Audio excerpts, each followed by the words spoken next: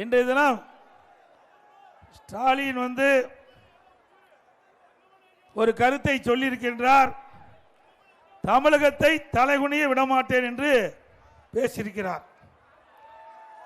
இன்றைக்கு ஏற்கனவே தமிழகத்தை இந்த திராவிட முன்னேற்ற கழக கட்சியால் தலைகுனிய விட்டுவிட்டது. 2G ஸ்பெக்ட்ரம் ஊழல் இந்திய நாட்டையே குலுக்கியது. தமிழ்நாட்டினுடைய மான மரியாதையை ஏற்கனவே திமுக தலைவர் திரு கருணாநிதியுடைய குடும்பத்தைச் சேர்ந்தவர்கள் தலைகுனிய வைத்து விட்டார்கள். தமிழ்நாட்டை இந்திய அளவில் தலைகுனிய வைத்துவிட்ட கட்சி திமுக கட்சி. கண்ணுக்கு தெரியாத காற்றில் கூட ஊழல் செய்த கட்சி திமுக கட்சி.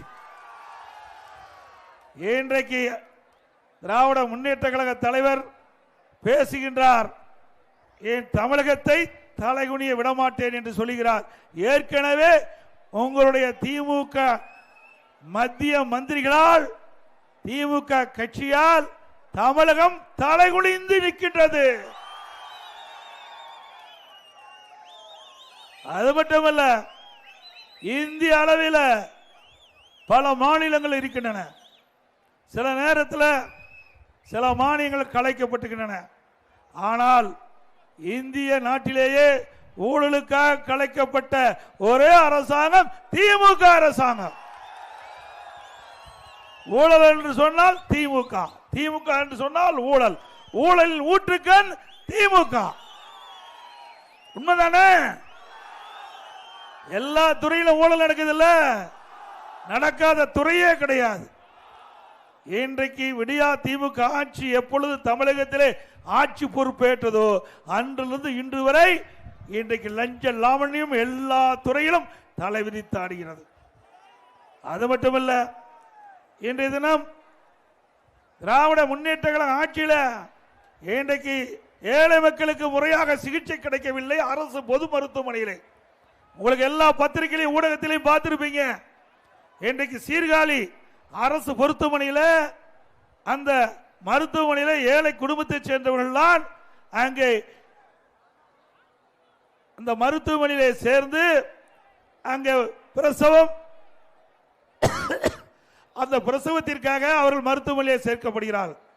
அப்படி 27 கர்ப்பிணி பெண்களுக்கு தவறான ஊசி செலுத்தி இன்றைக்கு உயிருக்கு ஆபத்தான நிலையிலே இன்றைக்கு பார்க்கப்படுகிறது. இந்த மாரத்தான் ஓட்ட மந்திரி அந்த ஓடிட்டு தான் இருக்கிற ஒழிய அரசு பொது மருத்துவமனையை கவனிப்பதில்லை. அதனால ஏழை மக்களுக்கு அரசு பொது மருத்துவமனையிலே கிடைக்க வேண்டிய சிகிச்சை முழுமையாக கிடைக்கவில்லை. 27 கர்ப்பிணி பெண்கள் இன்றைக்கு இந்த ஆட்சியால் பாதிக்கப்பட்டிருக்க என்பதை நாம் எண்ணி பார்க்க வேண்டும். அதோட உதயநிதி ஸ்டாலின் அவர் பேசுறார். அப்ப நான் ஜூலை 7ஆம் தேதி எழுச்சி பயணத்தை மேற்கொண்டேன். அப்ப இதே பேருந்தில் தான் 153 தொகுதிக்கு எழுச்சி பயணத்தை மேற்கொண்டு 154வது தொகுதி ராசிபுரத்தில் உங்களை சந்திக்கின்றேன். அறிவிச்சவர் திரு தங்கமணி சொன்னதை போல இன்றைக்கு நகரத்துக்குள்ள நுழைந்து இந்த இடம் வரை 1 மணி நேரம் மக்கள் வெள்ளத்தில் நீந்தி வந்து உங்களை சந்தித்தேன். இது பொறுக்காத திரு ஸ்டாலின் அவர்கள் எடப்பாடி பழனிசாமி சுந்தரா டிராவல்ஸ் போற பஸ் எடுத்துக்கிட்டு புறப்பட்டார் சொன்னார். திரு ஸ்டாலின் அவர்களே, இந்த பஸ் மூலமாக இந்த எழுச்சி பயணத்தை மேற்கொண்டதிலிருந்து உங்களுக்கு தூக்கம் போய்விட்டது. உதயநிதி ஸ்டாலின் பேசுகிறார். பிங்க் கலர் பஸ்ல வந்து என்னை விரட்டிட்டு வந்து முந்தி போவாராம். எந்த பஸ்? Pink colour bus. அது எப்படிப்பட்ட பஸ்? ஓட்ட இன்னைக்கு மழை பெஞ்சா ஒழுகும், மேற்கூரை தானா காற்றில் பறக்குது, டயரோட கலந்துகிட்டு போகுது. சென்னையில் ஒரு பெண்மணி அமர்ந்திருக்கிறாங்க. அதுல இருக்கிற கீழே இருக்கிற ஃபுட்பால் அது உடைஞ்சி அந்த அம்மா நடந்து ஓடிட்டே இருந்து நல்ல வேலைக்கு சத்தம் போட்டு டிரைவர் நிறுத்தினால உயிர் தப்பிச்சாங்க. அப்படிப்பட்ட பேருந்துல அவர் பயணம் செஞ்சு விரட்டி நம்ம பிடிக்கிறாராம். திரு உதயநிதி ஸ்டாலின் அவர்களே, 26 இல்ல 31 இல்ல 36 கூட பிங்க் கலர் பஸ் வந்து எங்களுடைய பேருந்து நெருங்க முடியாது. எங்களுடைய பேருந்து ஜெட் வேகத்தில் போயிட்டு இருக்குது. 154வது சட்டமன்ற தொகுதியில் ராசிபுரத்தில் இன்றைய தினம் நான் பேசிக்கிட்டு இருக்கிறேன். இந்த பிங்க் கலர் பேருந்து என்ன நிலையில் இருக்குதுன்னு கூட தெரியாத நீங்க பேசிட்டு இருக்கிறீங்க. அந்த பிங்க் கலர் பேருந்து என்ன கண்டிஷன் இருக்குதோ அதே கண்டிஷன் தான் திமுக கட்சி இருக்குது.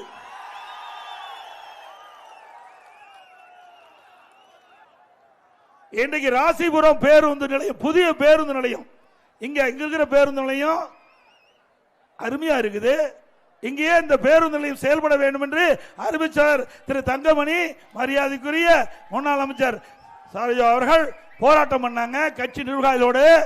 ஆனா வேண்டுமென்ற திட்டமிட்டு ஒருவர் ஒரு தனியார் நிலம் 140 ஏக்கர் வாங்கியிருக்கிறார். அதுல ஒரு குறிப்பிட்ட ஏக்கர் நிலத்தை கொடுத்து 7 கிலோமீட்டர் தள்ளி ஒரு புதிய பேருந்து நிலையத்தை அமைக்கிறீங்க. எப்படி நகரத்துக்கு மக்கள் வர முடியும்? வர முடியுமா? ஆக அந்த 140 ஏக்கர் திராவிட முன்னேற்ற கழக மேலிடத்தின் மூலமாக வாங்கப்பட்டு இன்றைய தினம் அங்கே ஒரு புதிய பேருந்து நிலையத்தை அமைக்கப்பட்டு அங்கே சுற்றியுள்ள நிலங்கள் எல்லாம் விலை அதிகமாக விற்கப்படும். அப்படிப்பட்ட விஞ்ஞான முறையில் கொள்ளையடிக்கின்ற அரசாங்கம் விடியா திமுக அரசாங்கம். இது எந்த விதத்தில் நியாயம்? மக்களுக்கு எது பயனுள்ளதோ அந்த திட்டத்தை நிறைவேற்ற வேண்டும். ஆனால் வேண்டுமென்றே திட்டமிட்டு இந்த நகர மக்கள், வெளியில இருக்கின்ற மக்கள் 7 கிலோமீட்டர் சென்று அங்கே பேருந்தில் ஏற வேண்டிய சூழ்நிலை இன்றைக்கு இந்த அரசு ஏற்படுத்தி என்பதை இந்த நேரத்தில் நான் குறிப்பிட விரும்புகின்றேன். அதோட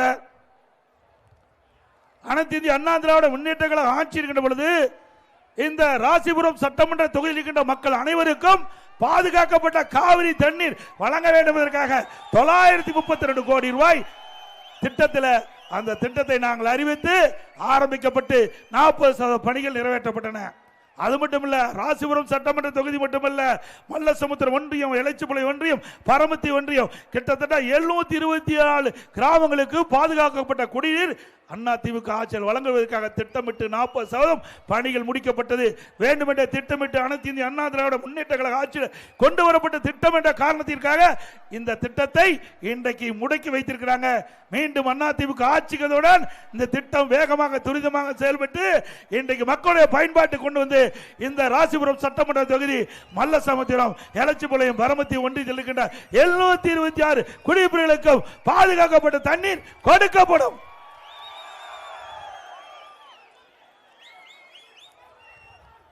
அதே போல உதயநிதி ஸ்டாலின் அவர்கள் பேசியிருக்கிறார். திரு ஸ்டாலின் அவர்கள் முதலாக சட்டமன்றத்தில் பேசுகின்ற பொழுது நம்முடைய மாணவர்களுக்கு இலவச பஸ் பாஸ் வழங்கப்படும் என்று தெரிவித்திருக்கிறார். அத்தனையும் பொய். அப்போ அவர் அது பேசவே இல்லை. ஆனால் வேண்டுமென்ற திட்டமிட்டு உதயநிதி ஸ்டாலின் அவர்கள் மக்களிடத்திற்கு தங்களிடத்தில் வரவேற்பு கிடைக்க வேண்டும், மாணவர்களிடத்தில் கிடைக்க வேண்டும் என்ற என்பதற்காக ஒரு தவறான செய்தியை உதயநிதி ஸ்டாலின் அவர்கள் தெரிவித்திருக்கின்றார். முதலாக திரு ஸ்டாலின் அவர்கள் இந்த நம்முடைய மாணவ செல்வங்களுக்கு இலவச பாஸ் வழங்கப்பட வேண்டும் என்று கேட்கவில்லை.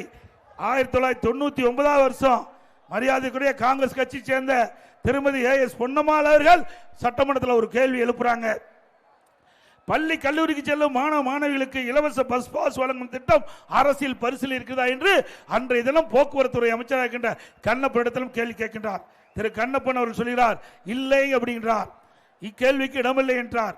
மறுபடியும் பொன்னம்மாள் கேட்கின்றாங்க, மாண்புமிகு பேரவைத் தலைவர்களே, நீங்கள் இல்லை என்று சொன்னாலும் 4 ஒரு பங்காவது அந்த மாநிலத்திலே பணம் வசூல் செய்து திட்டத்தை நிறைவேற்றும் என்று சொல்றாங்க.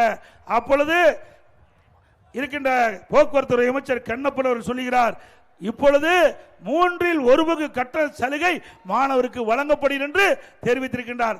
அப்படி என்றால் திராவிட முன்னேற்ற கழக தலைவர் திரு ஸ்டாலின் அவர்கள் முதலாக சட்டமன்றத்தில் பேசுகின்ற பொழுது மாணவர்களுக்கு இலவச பஸ் பாஸ் கொடுப்பதாக தெரிவிக்கவில்லை. இதிலிருந்து உண்மைக்கு மாறாக உதயநிதி ஸ்டாலின் அவர்கள் பேசுவது அம்பலப்படுத்தப்பட்டு விட்டது. இன்றைக்கு திராவிட முன்னேற்ற கழகம் ஆட்சிக்கு வந்த பிறகு மின் கட்டணம் 67% உயர்த்தப்பட்டு விட்டது. உயர்த்தாச்சுல. இன்றைக்கு வீட்டுக்கு அண்ணா திமுக ஆட்சியில் 1000 ரூபாய் கட்டினா இன்றைக்கு திமுக ஆட்சியில் 1750 2500 வரைக்கும் கட்ட வேண்டி இருக்குது.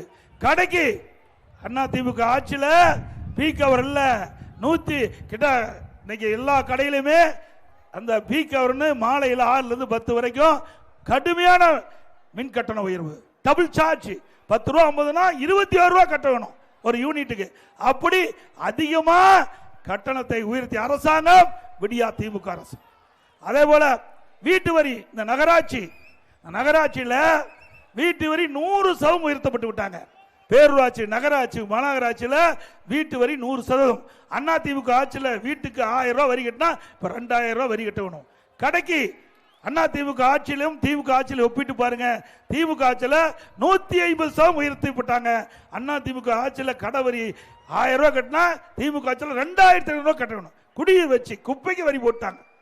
ஆக எல்லாத்துக்கும் வரி போட்டு மக்கள் மீது மிகப்பெரிய வரி சுமையை சுமித்த அரசாங்கம் திராவிட முன்னேற்ற கழக அரசாங்கம். வெக்க கேடு.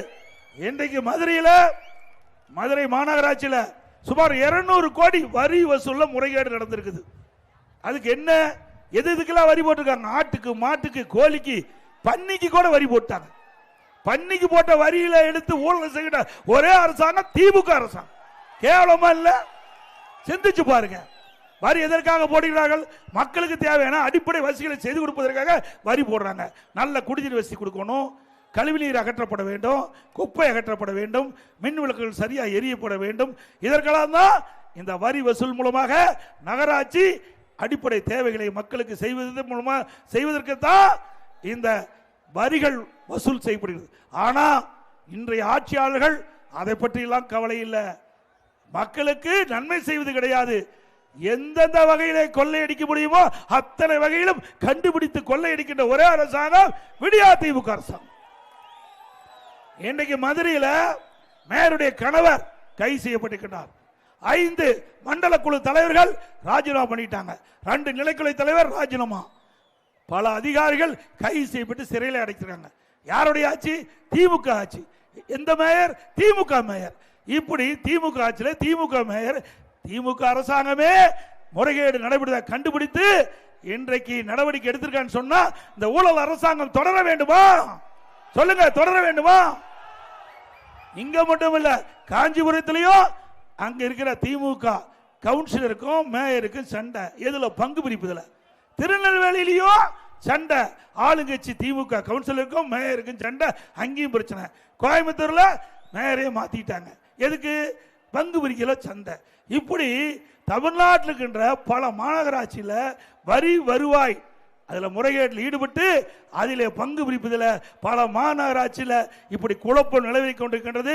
அனைத்து இந்திய அண்ணா திராவிட முன்னேற்ற கழகம் ஆட்சிக்கு வந்த பிறகு இதையெல்லாம் முழுமையாக விசாரிக்கப்பட்டு மக்களிடத்திலே வரி வசூல் செய்யப்பட்ட பணம் முழுவதும் இவரிடத்திலிருந்து வசூல் சட்ட நீதியாக வசூல் செய்யப்பட்டு சட்ட நீதியாக நடவடிக்கை எடுக்கப்படும்.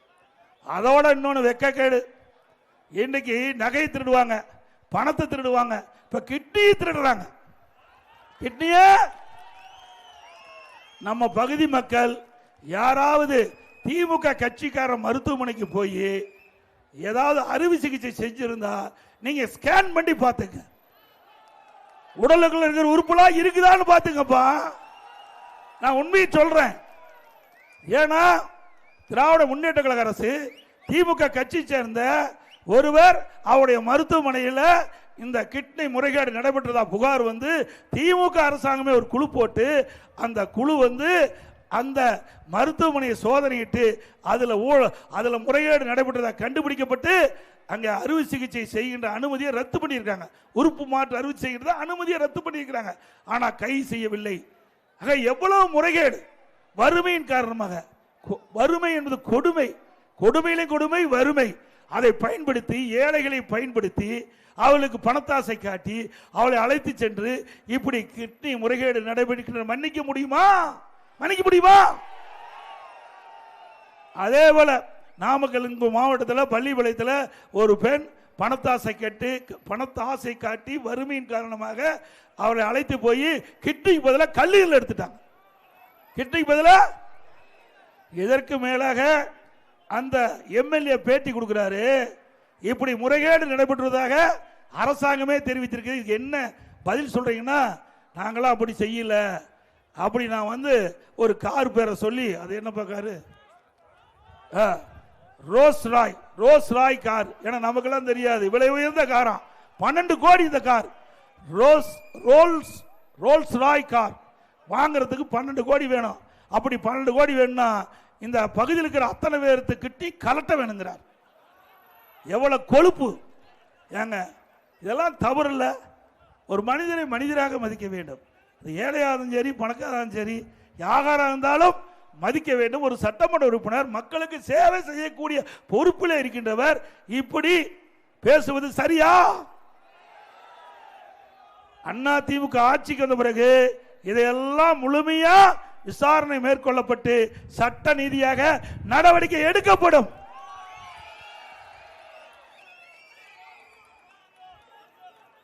அதே போல இன்னைக்கு தமிழகத்தில் எங்கு பார்த்தாலும் கஞ்சா விற்பனை அமோக விக்குதுல்ல, உண்மைதானே?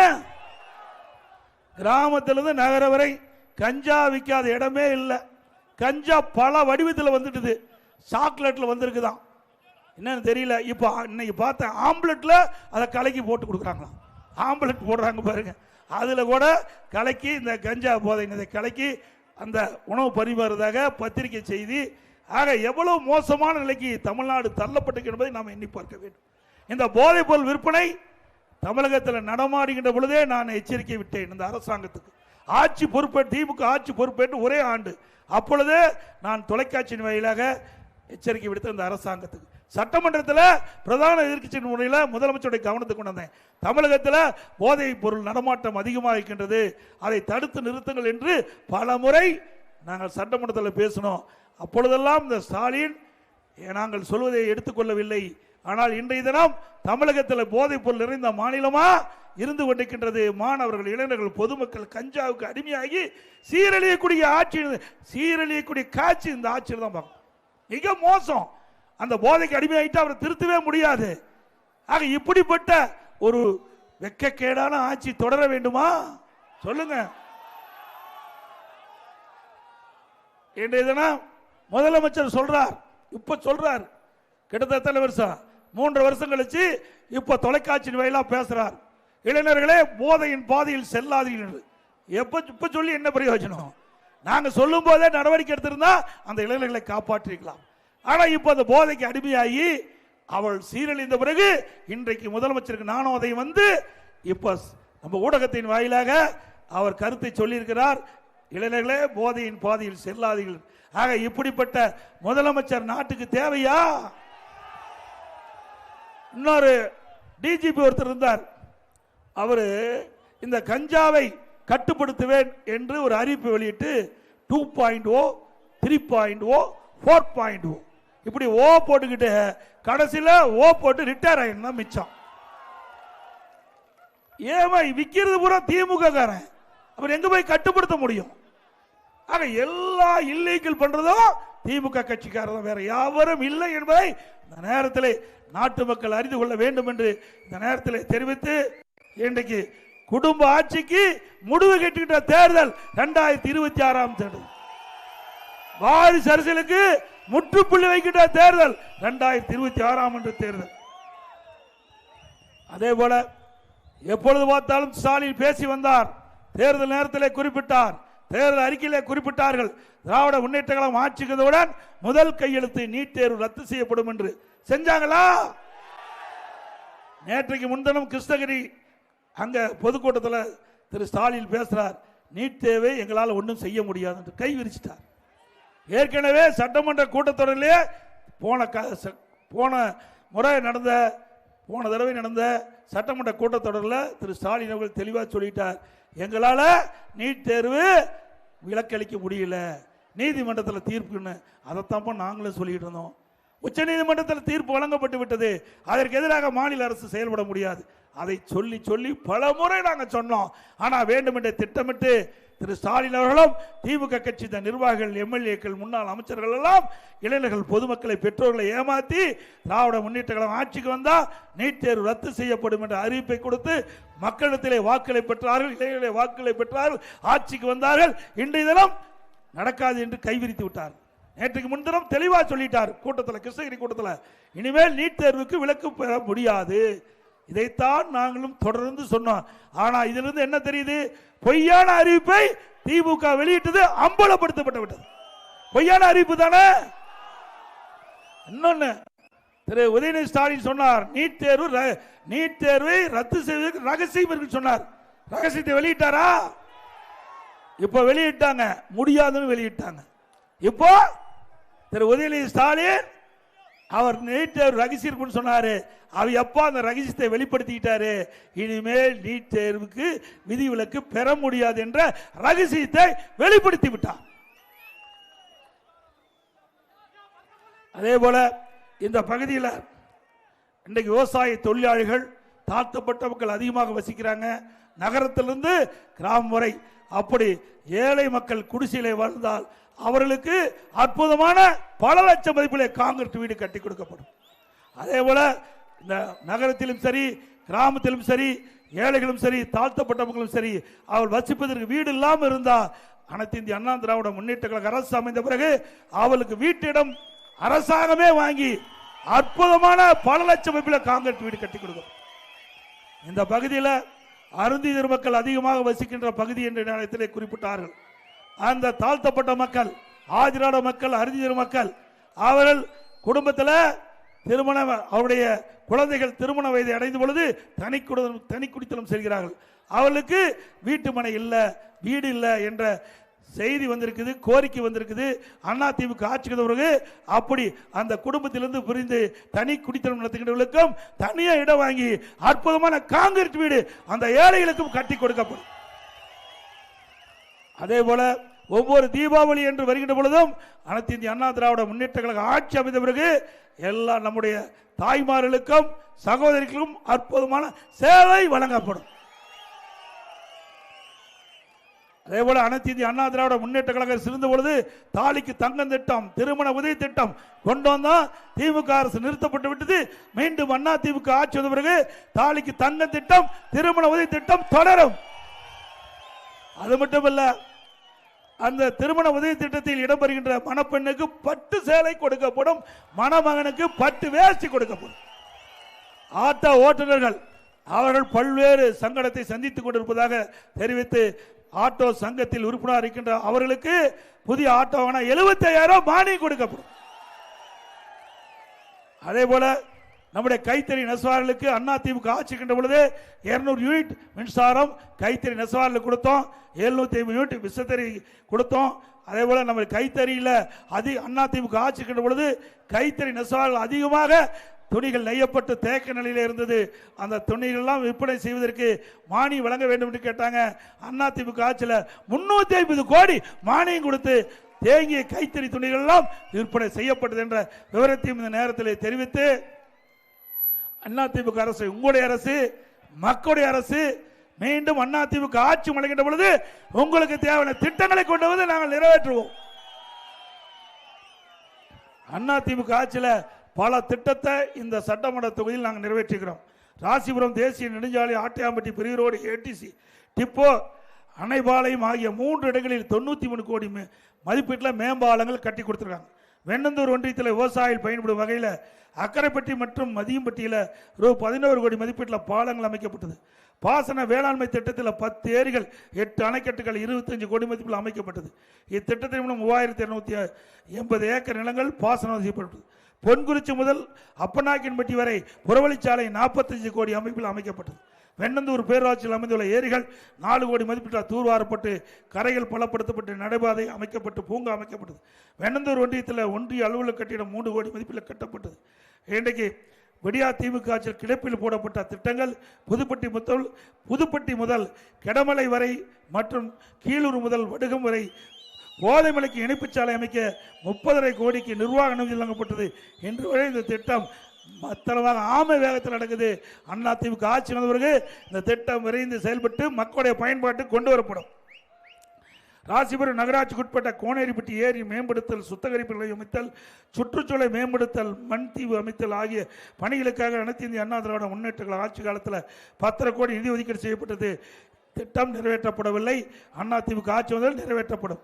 ராசிபுரம் நகராட்சியில் பாதாள சாக்கடை திட்டம் 55 கோடி மதிப்பீட்டில் மற்றும் சாலை அமைப்பதற்காக 18 கோடி அமைத்தில் அதிமுக ஆட்சியில் நிதி ஒதுக்கீடு செய்யப்பட்டது. இந்த திட்டம் முழுமையாக நிறைவேற்றப்பட அதிமுக ஆட்சி வந்தவர்கள் அதிமுக ஆட்சியில் அறிவிக்கப்பட்ட இந்த திட்டம் முழுமையாக நிறைவேற்றப்பட்டு மக்களுடைய பயன்பாட்டுக்கு கொண்டு வரும். கோரிக்கைகள் மழை கொடுத்திருக்கிறீங்க. அந்த கோரிக்கையெல்லாம் அதிமுக ஆட்சியில் நிறைவேற்றுவதற்குண்டான நடவடிக்கை மேற்கொள்ளப்படும் என்ற விவரத்தை நேரத்தில் தெரிவித்து,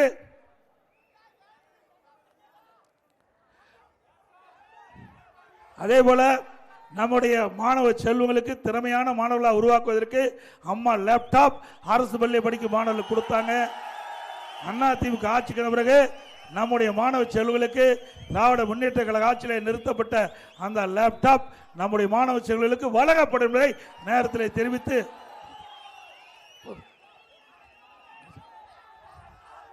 2026 ஆண்டு நடைபெற்ற சட்டமன்ற பொதுத் தேர்தலில் நம்முடைய கூட்டணி சார்பாக அனைத்து இந்திய அண்ணா திராவிட முன்னேற்ற கழக வேட்பாளர் நிறுத்தப்பட்டால் அவருக்கு இரட்டை சின்னத்திலே வாக்களித்து வெற்றி பெற செய்யும். ஒருவேளை கூட்டணி கட்சிக்கு ஒதுக்கப்பட்டால் அவர் நிறுத்தப்படுகின்ற அவருடைய சின்னத்திற்கு வாக்களித்து வெற்றி பெற செய்ய வேண்டும் என்று அன்போடு நேரத்தில் கேட்டு, மரியாதைக்குரிய தங்கமணி அவர்களும் சரி, அண்ணன் KP ராமலிங்கம் சரி, மரியாதைக்குரிய திருமதி சரோஜா அவர்களும் சரி, இங்கே உங்களுக்காக செயல்படுவதற்காக காத்துக் கொண்டிருக்கிறார் என்பதை மட்டும் நேரத்தில் தெரிவிக்கிறேன். நான் அருகாமையிலே இருக்கின்றேன். நினைத்தால் 40 நிமிஷத்தில் என் வீட்டுக்கு வந்துடலாம். 40 நிமிடத்தில் என் வீட்டுக்கு வந்துடலாம். எப்பொழுதும் பல பேர் நேரடியாக எனக்கு தெரிந்தவர் இருக்காங்க. நான் முதலமைச்சர் இருந்த பொழுது ஒவ்வொரு மாதமும் சேலத்துக்கு வருவேன். அது மட்டுமல்ல, முக்கியமான நிகழ்ச்சியில் நான் கலந்துக்குவேன். ஆக இங்க இருக்கிற அமைச்சர் கூட ஸ்டாலின் பார்க்க முடியாது. பார்க்க முடியுமா? கேட்டு பாருங்க. இந்த அமைச்சரை எத்தனை முறை இங்க இருக்கிற திமுக அமைச்சர் நேரடியாக போய் திரு ஸ்டாலினை சந்திச்சாருன்னு. ஆனா என்னை பொறுத்த வரைக்கும் நான் முதலமைச்சர் இருந்த பொழுது சாதாரண தொண்டன் கூட, கிராமத்திலிருந்து வருகின்றவர்கள் கூட என்னை நேரடியாக சந்தித்து அவளுக்கு என்ன பிரச்சனை என்று சொல்லி அந்த பிரச்சனையை தீர்க்கக்கூடியவனாக இருந்தேன். நம்ம பகுதிக்கு அருகில் இருக்கிறேன். ஆகவே நம்ம பகுதிக்கு அருகில் இருக்கின்ற ஒருவர் அனைத்து இந்திய அண்ணா திராவிட முன்னேற்ற கழகத்துடைய பொதுச் செயலாளர் இருக்கிறேன். ஆகவே நம்முடைய பகுதியில் இருக்கின்ற ஒருவர் வெற்றி பெற்று வருகின்ற ஆட்சி அமைத்தால் நம்முடைய பகுதி மக்களுக்கு நிறைய திட்டங்களை கொண்டு வருவதற்கு வாய்ப்பு இருக்குது. ஏனென்றால் நேரடியாக சந்திக்கக்கூடிய வாய்ப்பு உங்களுக்கு அதிகமாக இருக்கின்ற காரணத்திலே நீங்கள் அத்தனை பேரும் சிந்தித்து வருகின்ற சட்டமன்ற பொதுத் தேர்தலில் அனைத்து இந்திய அண்ணா திராவிட முன்னேற்ற கழகம் நம்ம கூட்டணி கட்சி வெற்றுவதற்கு நீங்கள் அத்தனை பேரும் நல்ல ஆதரவை நல்க வேண்டும் என்று கேட்டு, மக்களை காப்போம், தமிழகத்தை மீட்போம்.